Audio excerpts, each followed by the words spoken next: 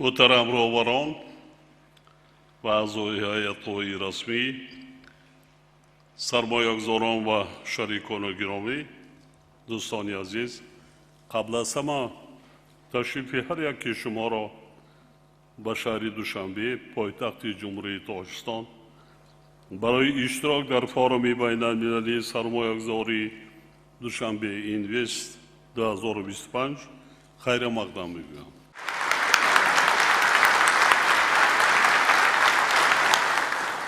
معرفی ذخیره و امکانات‌های فراخ تاجیکستان برای سرمایه‌گذاری‌ها، آمادگی کشور برای همکاری و فناوری و غایه‌های نو، اینچنین تصمیم حکومت مملکت برای ادامه اصلاحات و دیگرگونی‌هایی که برای رشد استوار و تشکل شریکی دراز مدت شرایط مساعد فراهم می‌آورد، هدف اساسی همایش امروزه میباشد.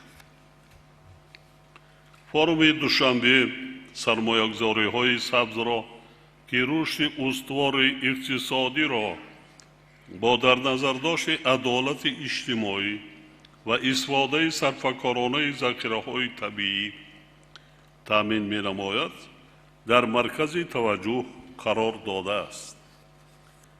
محض به این خاطر فورم زیر عنوان سرمایه‌گذاری‌های سبز امکانات‌های امروزه برای استواری فردا برگزار کرده می‌شود. ما اطمینان داریم که محاکمه‌های سازنده در دوشنبه امکانات خوبی را برای مکالمه، مبادله دانش و تهیه استراتژی‌ها در سمت پیشبرد سرمایه‌گذاری‌های سبز که وسیله اساسی برای رسیدن به آینده استوار دانسته می‌شوند فراهم می‌آورد. فورم برای تهیه قرارهای عملی، تحکیم اعتماد طرفین، معرفی اشتراک اقتدار سرمایه‌گذاری منطقه و فراهم آوردن زمینه مستحکم برای آینده در اساس پرینسیپ‌های استواری و منفعت‌های متقابل پلتفرم‌های مهم را مهیا می‌سازد. محترم اشتراکچیان فورم، تاجیکستان دولت صاحب اسلام با تاریخ کهن، فرهنگ خاص و میراث غنی میباشد. سرزمین ما در دوام دستورها همچون پل بین خلق‌ها و تمدن‌ها شرق و غرب را با هم می‌پیوست. راه بزرگی ابریشم توسط حدود تاجیکستان امروزه گذشته نه تنها مناسبت‌های تجارتی بلکه رابطه‌های فرهنگی را نیز تحکیم بخشیده به رشد علم و هنر و ارزش‌های معنوی مساعدت کرده است. امروز ما این رسالت تاریخی را ادامه داده ایستاده‌ایم، زیرا تاجیکستان با جمهوری مردمی چین 500 کیلومتر سرحدی مشترک دارد و با تجدید شهرهای دوشنبه، کلمه سرحدی چین که جوابگوی معیارهای بین‌المللی میباشد، کشورهای منطقه را به شهرهای قراقرم میپیوندد. اینچنین برای پیوست شدن به دالانهای نقلاتی سمت جنوب و برآمدن به بندرهای بحری، ما 6 پل ماشینگذار را در سرحد با افغانستان بنیاد نمودیم که برای گسترش همکاری‌های تجارتی و لوجستیکی کشورهای منطقه امکانات خوب فراهم می‌آورد. جایگیر شوی استراتژی کشور ما در مرکز اوراسیا به ما امکان می‌دهد که همچون پیوندگری بین منطقه‌ها و قطعه‌ها دالان‌های نوی نقلیاتی، انرژتیکی و لوجستیکی تأسیس دهیم که بازارها و مردمان گوناگون را متحد می‌کنند.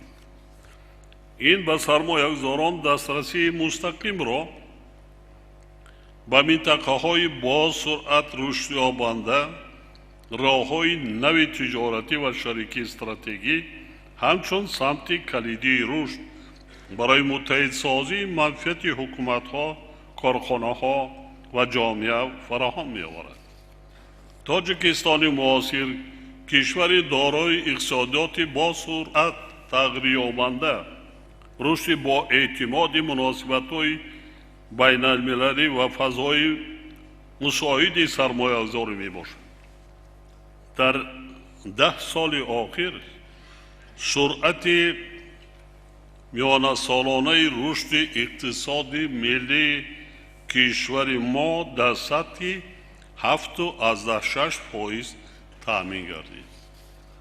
طی سالهای آخر ما اصلاحات فراگیر را که با تحکیم استواری ماکرواقتصادی، رشد بخش خصوصی، دستگیری صاحبکاری، رقمی کنانی و تطبیق لایحه‌های اینواتسیونی نگرانیده شدند عملی نمود.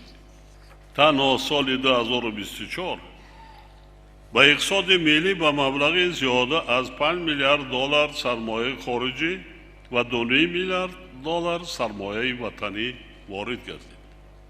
حالا در کشور زیاده از 100 لایحه سرمایه‌گذاری دولتی با مبلغ عمومی بیش از 5 میلیارد دلار در ساحه‌های گوناگون اقتصاد کشور مورد تطبیق قرار دارد. افضلیت‌های ما عیان و رقابتناکند. اقتدار بزرگ گیدروانرژیتیکی که از روی 8 در جهان جای 8م را اشغال می‌کند و برای انرژی سبز امکانات‌های عظیم می‌کشد. ذخیره‌های غنی معدن و ثروت‌های مهم استراتژی از جمله طلا، نقره، مس، لیتی، سرمه، روح و ولفرام که طلبات با آنها برای گزارش سبز خیلی زیاد است. برای مردم برای که جای کار تامین کنیم و شدت مهاجرت مهنتی را پست نماییم، من اجازه دادم به تمام مردم برای جمع کردن طلا از دریاهای تاجیکستان. تمام دریاهای تاجیکستان طلا دارد و حالا قریب 50,000 آدمان پتن گرفته از دریاهای تاجیکستان طلاشویی میکنند. میخواد میسپارد، میخواد به دولت میفروشد. البته این کار خیلی رشد کرده ایستاده است که ما آینده در نظر داریم که تا 200-300 هزار مردم خود را با جای کار با همین طرز تامین مینماییم. سرمایه انسانی جوان و نیرومند که زیاده است 70% آن را شخصانی تا 35 ساله تشکیل میدهند و برای کار آموزش و نوآوری ها آماده‌اند. سن سال میانه اهالی کشور ما 26 سال را تشکیل میدهد، یعنی اهالی تاجیکستان جوانترین به حساب میرود. موقع استراتژی کشور که امکان میدهد تاجیکستان به یک مرکز کلیدی نقلیاتی و انرژتیکی در آسیای مرکزی تبدیل یابد. یعنی دالان‌های نقلیاتی و اقتصادی معاصر از طریق حدود تاجیکستان کشورهای آسیای مرکزی را با کشورهای آسیای جنوبی و چین می‌پیوندد. ما به رشد اقتصادی سبز توجه مخصوص میدیم. محض به این خاطر سال 2022 استراتژی رشد اقتصادی سبز در جمهوری تاجیکستان برای دوره تا سال 2037 قبول گردید. دوستان گرامی، امروز تاجیکستان علاقه در تلاش‌های جهانی آید به حفظ محیط زیست و مبارزه با تغییریابی اقلیم سهمی ارزنده گذاشته است. کشور ما امکانات‌های بزرگ را برای عملی نمودن لایحه‌های عظیم در ساحه انرژی برقرار شونده، آبی، آفتابی و بادی دارا میباشد. اقتدار سالانه نیروی برق آبی کشور تقریباً 527 میلیارد کیلووات ساعت را تشکیل میدهد که حالا همگی 5% آن استفاده میگردد. این امکانات بی‌نظیر را برای سرمایه‌گذاری دراز مدت و انرژی استوار آینده که طلبات با آن نه تنها در تاجیکستان balki در تمام منطقه آسیای مرکزی و آسیای جنوبی افزایش یافته ایستاده است مهیا می‌سازد. با این مقصد ما یک جا با شریکان رشد اولین لایحه فرامنطقوی بنیاد خط بلندشدت انتقال برق سبز کسه هزار را که شبکه‌های برقی آسیای مرکزی و آسیای جنوبی را با هم می‌پیوندد تطبیق نموده ایستاده‌ایم. کارهای ساختمان لایحه مذکور در قسمت تاجیکستان، قرقیزستان و پاکستان به انجام رسیده، در قسمت افغانستان در مرحله انجامیابی قرار دارند. در این زمینه ما روند جلب سرمایه‌گذاران را برای بنیاد نیروگاه برقی آبی شوراب با اقتدار 1000 مگاوات و یک چند نیروگاه آفتابی و بادی با اقتدار عمومی 2000 مگاوات آغاز کردیم. ما شرکت‌های منفعت‌دار را دعوت نماییم که با این لایحه‌های آینده‌دار سرمایه‌گذاری نمایند. مسلم است که با در نظر داشت رقمی کنانی و رشد تکنولوژی‌های نو طلبات به نیروی برق نیز افزایش می‌یابد. در این اساس ما نیت داریم که منبع نیز به ساحه انرژتیکای سبز سرمایه جلب نماییم، چونکه اقتدار استفاده نشده منبع‌های برقرار شونده انرژی در کشور خیلی زیاد است. از جمله ما حالا با جمهوری ازبکستان جهت تطبیق لایحه‌های مشترک عاید به بنیاد دو نیروگاه برقی آبی در دریای سرافشان همکاری را براه مانده در این راستا کارهای لایحه کشی را انجام داده ایستاده‌ایم.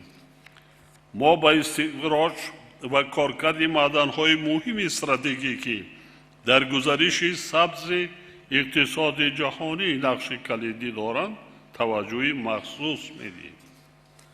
این معدن‌ها زمینه اساسی استحصال تکنولوژی‌های معاصر، بطری‌ها، استفاده منبع‌های برقرار شونده انرژی و دیگر جزءهای الکترونی را تامین نموده واسطه مهم استراتژی رشد استوار و پیشرفت تکنولوژی میباشد. سرمایه‌گذارانی که در این بخش فعالیت میکنند امکان دارند نه تنها لایحه‌های مقیاساً بزرگ دارای ارزش بلند علاوه‌ای را عملی سازند، بلکه در گزارش به اقتصاد سبز در سطح جهانی سهمی واقعی گذارند و همزمان با این نفوذ و حضور استراتژی خود را در بازار جهانی تحکیم بخشند. حالا در حدود تاجیکستان در همین شب و روزها زیاده از 400 کان‌های معدن‌های گوناگون اکتشاف شدند و انتظار سرمایه هستند و در همین شب و روزها ما علاقه 40 نمود معدن‌ها استحصال، کارکرد، بعضی همچون کار کرده نشده استحصال و صادرات کرده ایستاده‌ایم. نیروی برق سبز و دسترس اینچنین طلبات افزاینده جهانی با این ذخیره همکاری با تاجیکستان را مخصوص امیدبخش و منفعت آور می‌سازد. سرمایه‌گذاران محترم، افضلیت‌های ما تنها با انرژتیک و صنعت استخراج محدود نیستند. ما برای همه‌جانبه ترقی دادن و گوناگون سم گردانیدن اقتصاد کشورمان جدوجهد زیاد داریم. تاجیکستان برای رشد ساحه‌های زیرین ظرفیت‌های نظررس دارد.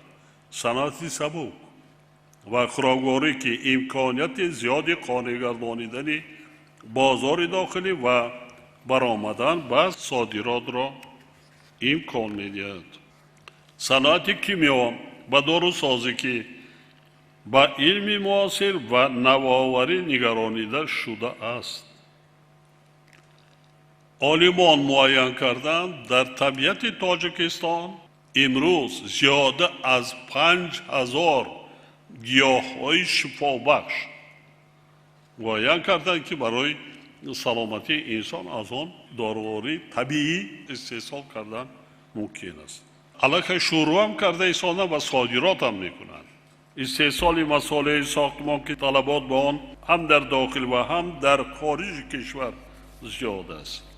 کمپلکس یک رسانتی که به استحصال و صادرات محصولات از جهت اکولوژی تازه و دارای ارزش بلندی علاوه شده نگرانیده شده است.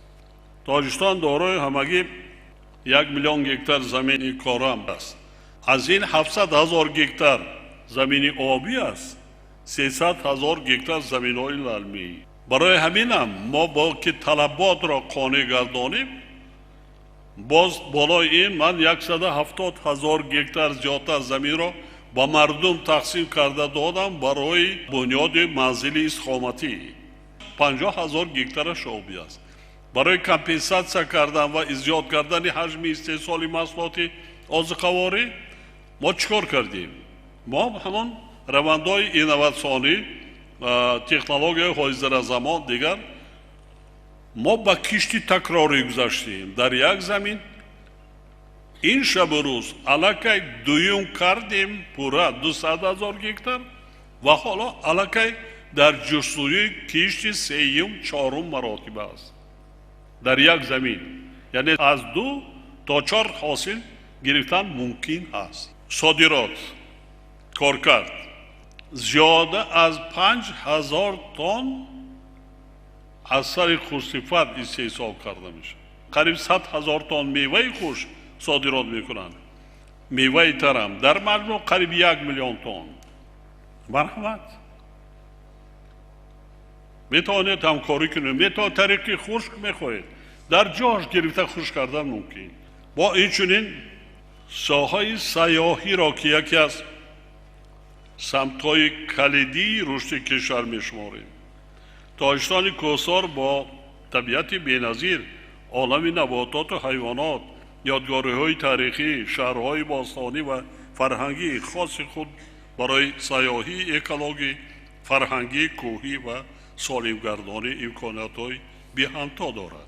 با این مقصد ما سیاست آسمان کشاده را در بخش اویاسیون گراژدانی جاری کردیم که با افزایش شماره و وسیع‌شوی جغرافیای پروازها مساعدت می‌نماید. رشد سیاحی بسیاری برف در زمستان می‌بینید. در ما در کل دوره سال برف است. پیریخ‌ها 14,300 پیریخ بود، 1,200 و عموما آب شده از بین رفت. حالا در حدود تاجیکستان 13,000 پیریخ‌ها است. از این پیریخ فیچنکا بزرگترین در دنیا در خشکی 77 کیلومتر درازی، در بعض منطقه تا 5 کیلومتر پهنایی و با چقری 1.5 کیلومتر. عموما زیبا است. در فصلی که در قسمت جنوب 45 گرادوس 40 گرادوس است، میوه و سبزیجات رسیده است. در آنجا حرارت 10-12 گرادوس خنکی سردی یا اینکه برف میبارد. عجایب طبیعت. سیاحان کوهنوردان خیلی زیاد هستند. آبهای شیرینی با صفا، اجسام ذخیره آبی آشامیدنی و نمک آشیان تاجیکستان در دنیا یکی از جاهای اول را اشغال می‌کند. محترم اشتراکچیان فورم، حکومت تاجیکستان جهت تشکیل فضای مساعده صاحبکاری پیوسته چاره‌جویی می‌نماید. امروز ما با سرمایه‌گذاران زیاده از 240 نامگوی کفالت و امتیازهای گوناگون را پیشنهاد می‌نماییم که زیاده از 110 نامگوی آنها امتیازهای اندازی و گمرکی میباشد. در کشور 5 منطقه آزاد اقتصادی عمل میکند که به صاحبکاران برای رشد موفقانه تجارت شرایط و امکانات‌های وسیع پیشنهاد می‌نماید. تاجیکستان با تمام انستیتوت‌های بین‌المللی مالیوی همکاری بنیاد فعال دارد.